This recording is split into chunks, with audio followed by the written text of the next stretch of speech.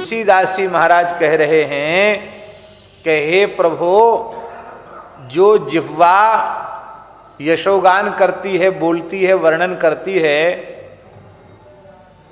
उस एक जिह्वा में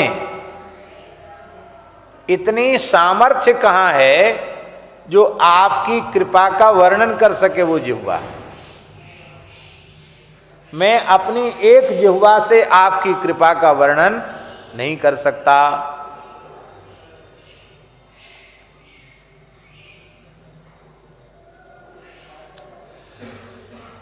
कथनचित आप हमारे ऊपर ऐसी कृपा करें कि हमको करोड़ों जिह्वाएं प्राप्त हो जाएं। करोड़ों जिह्वाएं प्राप्त होने का मतलब है हमारे रोम रोम में बोलने की शक्ति आ जाए। प्रत्येक मनुष्य के शरीर में 3.5 करोड़ रोम छिद्र होते हैं। रोया तो किसी के कम होते, किसी के ज्यादा होते। बाबा के कहाँ हैं ज्यादा रोया? किसी के तो एकदम भालू जैसे होते हैं, जामवंती जी जैसे, बहुत रोया होते हैं। लेकिन रोया होवे या न होवे, रोम छिद्र प्रत्येक मनुष्य का शरीर, स्त्री हो या पुरुष, प्रत्येक मनुष्य के शरीर में 3.5 करोड़ रोम छिद्र होते हैं, रोमकूप होते हैं। कितने? 3.5 करोड़।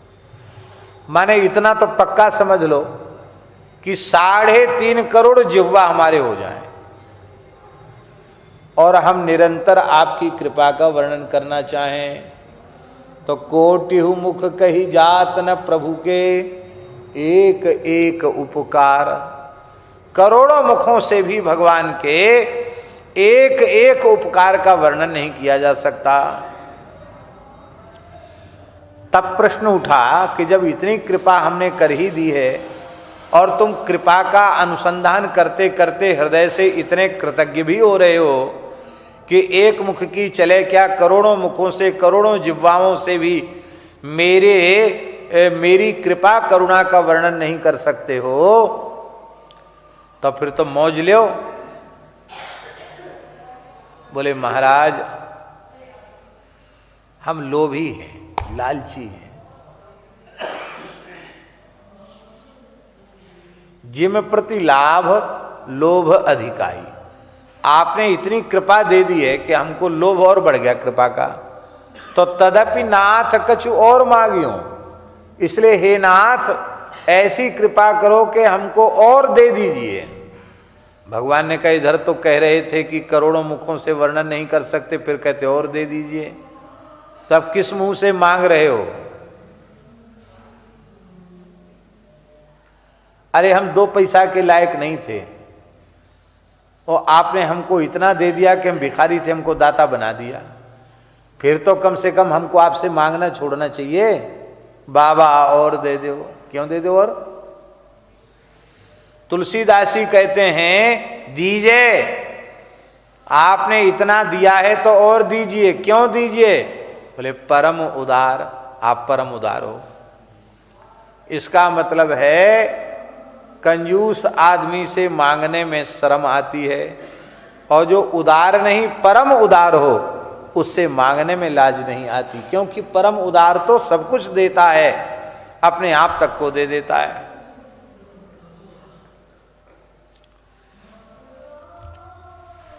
एक राजा था, भारी कंजूस, अव्वल दर्जे का कंजूस, प्रथम श्रेणी का।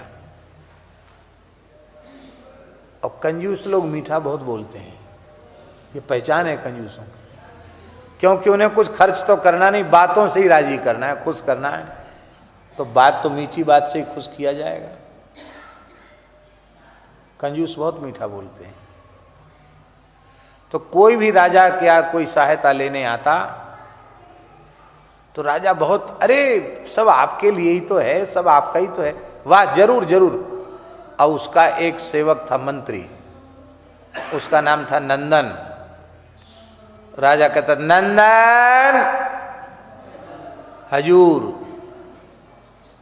आज्ञा। बोले ये आए हैं, इनका थोड़ा समाधान करो।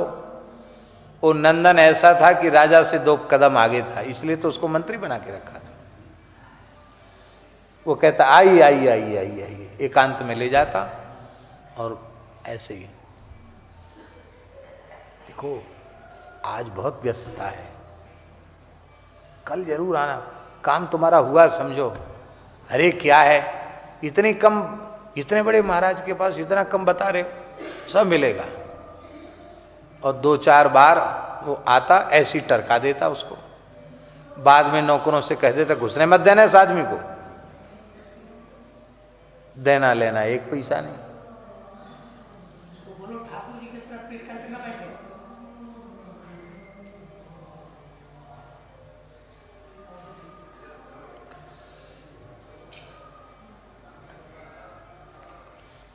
तो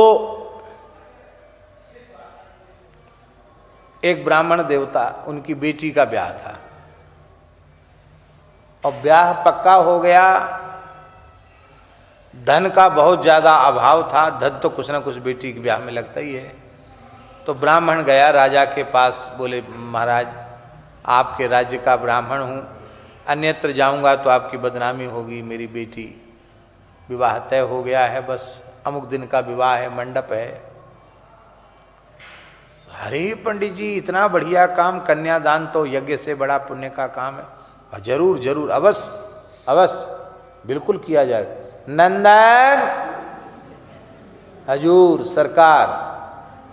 बोले इसको थोड़ा पंडित जी का समाधान करो। बोले बिल्कुल समाधान। वो तो अब उसकी आदत ही ऐसी थी, उसने भटका दिया पंडित जी को। 2 बार 3 बार पंडित जी आए। अब बिल्कुल बारात चढ़ने का समय आ गया, कल बारात आनी है। और नंदन तो नंदन, आज पंडित जी ने कहा कि कुछ भी हो, चाहे कोई चौकीदार भी पिटाई करे, कुछ भी करे, हम तो अब भीतर घुसे चले जाएंगे। किसी की नहीं मानी। ब्राह्मण क्रोध में तिलमिलाता हुआ ब्राह्मण आया। राजा ने देखा ये तो गुस्सा में आया।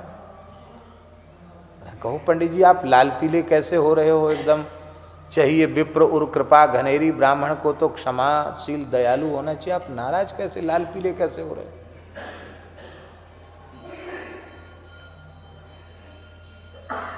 कहे महाराज हम आपके पास अमुक दिन आए थे। हाँ हाँ आए थे, हमें खूब याद है,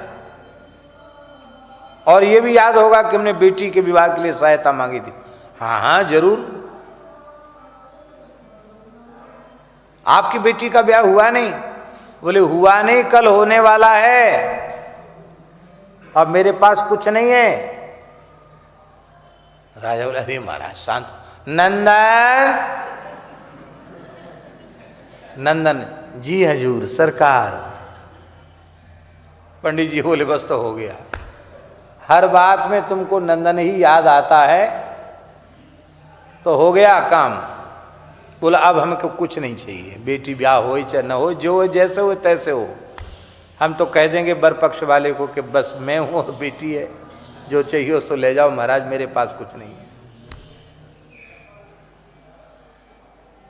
तो बोले अब हमको चाहिए नहीं, लेकिन हम पंडित हैं, एक बात तो कह के जाएंगे, हमारी बात एक सुन लो। हमारा सुनाओ। तो उस पंडित ने कहा महाराज आप तो कंजूस है ही हैं, आपका नौकर मक्खी चूस है, मंत्री। आप हर बात में नंदन का नाम पुकारते हो, और नंदन कैसा है? तो पंडित जी संस्कृत के विद्वान थे, कवि भी थे। उन्होंने कहा अग्रे नकारः पश्चान् नकारः मध्ये नकारेण हतो दकारः इत्थम नकारत्रय सन्निवेशात् प्राप्ति कथम स्यात् खलु नंदनेन। पंडित जी ने कहा इसके नाम के आगे है ना, और नाम के पीछे भी है ना, नंदन, 2 बार ना आ गया, बीच में भी है ना, 3 बार ना, ना ना ना।